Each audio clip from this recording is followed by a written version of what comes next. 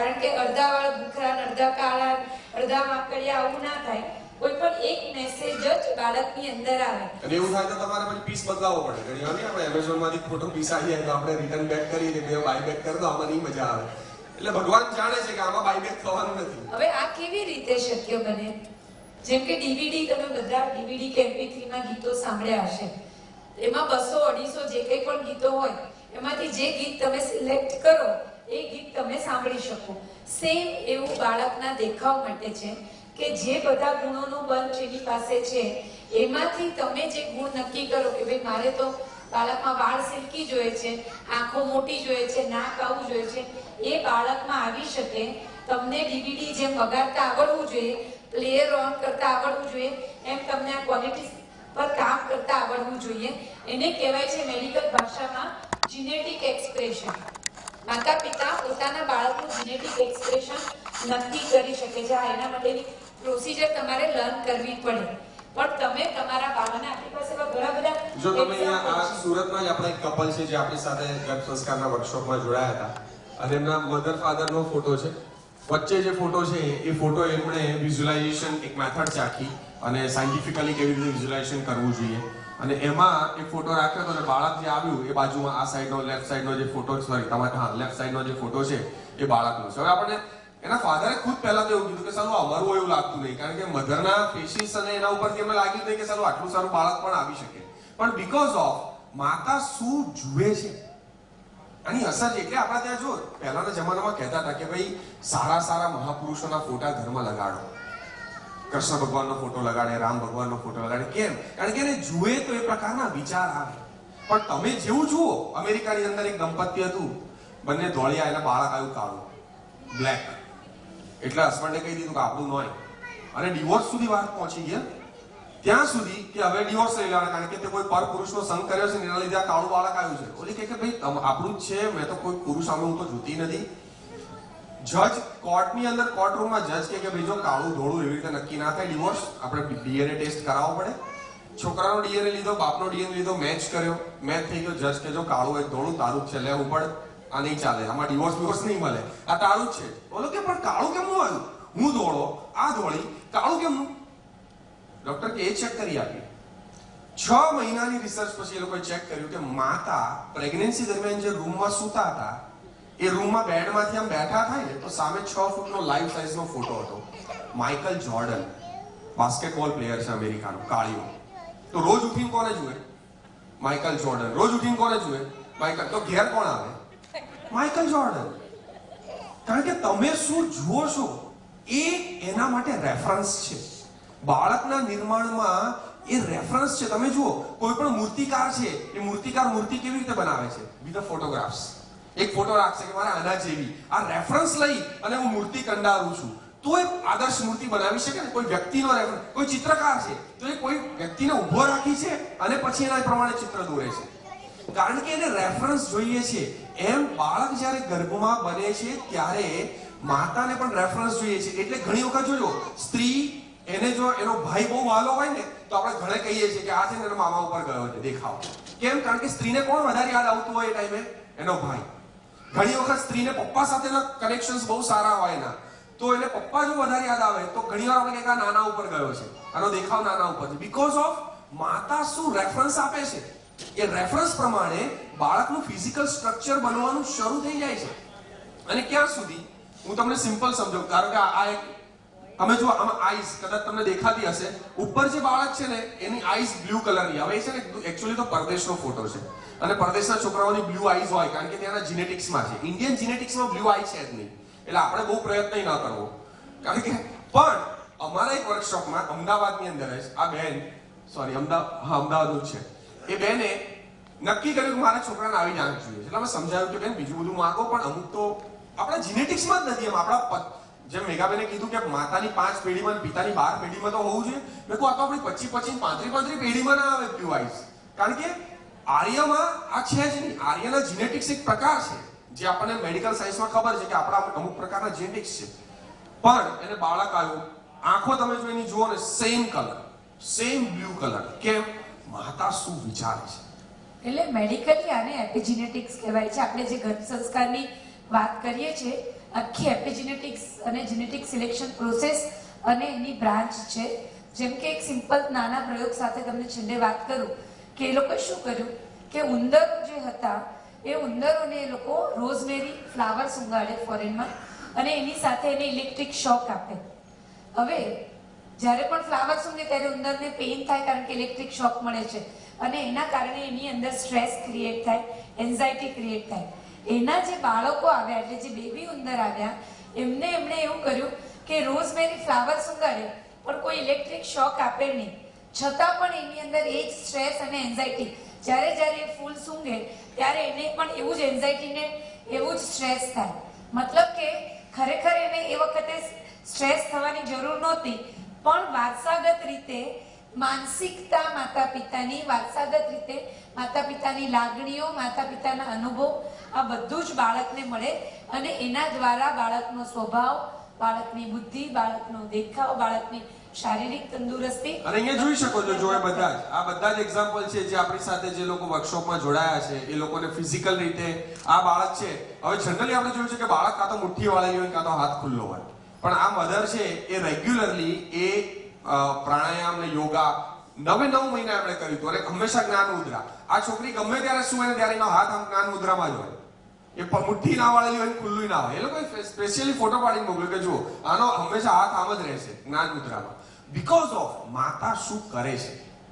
જો આટલું જ છે આ 9 મહિનામાં તમે જે કરશો ને એ આખું એને 90 વર્ષ સુધી કામમાં લાગવાનું છે. એટલે આપણે 9 મહિના શું કરીએ હું તમને અહીંયા એક રિયલ એક્ઝામ્પલ બતાડું. આ તો આ અમદાવાદ છે, અમદાવાદના છે.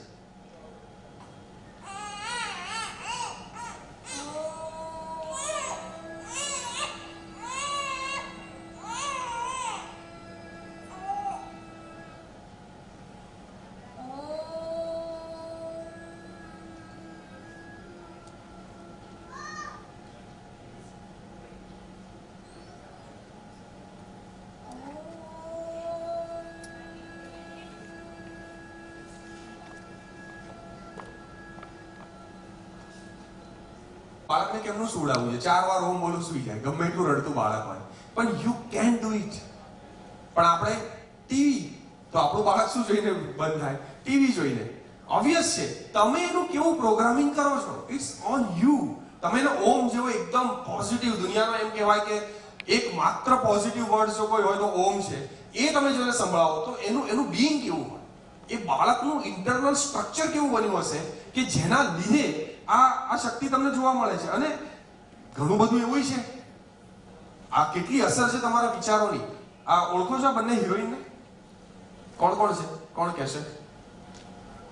સોનાક્ષી સિન્હા અને બીજી રીના રોય, બરાબર ને? સોનાક્ષી સિન્હા, રીના રોય, બંનેના ફીચર્સ તમે જુઓ બહુ મળતા આવે બંને. અને જ્યારે સોનાક્ષી સિન્હા પહેલી વાર ફિલ્મમાં આવી ત્યારે બધા લોકો એવું માનતા હતા કે આ રીના રોય અને શત્રુઘ્નની છોકરી છે જે એડોપ્ટ કરી લેવામાં આવી છે. કારણ કે રીના રોય અને શત્રુઘ્નના અફેરની વાતો બહુ બધી ફિલ્મ ઇન્ડસ્ટ્રીઝમાં ચાલતી હતી. એની માતા જે એકચ્યુઅલી વચ્ચે છે એમને પૂછવામાં આવ્યું કે ખરેખર આવું છે, એડોપ્ટ કરેલી છે? એને કીધું કે ના, તમે જીનેટિકલી ચેક કરાવવા મારી જ છોકરી છે. તો કે પણ આનો ફીચર્સ બધે કઈ તમારથી મળતા નથી, બધા જ રીના રોયથી મળે છે. એનું કારણ શું? પછી એની માતાએ કીધું કારણ કે એ જ્યારે પ્રેગ્નેન્ટ હતા, સોનાક્ષી સિન્હા ગર્ભમાં હતી, ત્યારે જ આ અફવા ચાલતી હતી કે શત્રુઘ્ન અને રીના રોયને શું છે? અફેર છે. તો કે મારા મનમાં સતત કોના વિચાર ચાલતા હતા? રીના રોયના. તો ઘેર કોણ આવે? રીના રોય.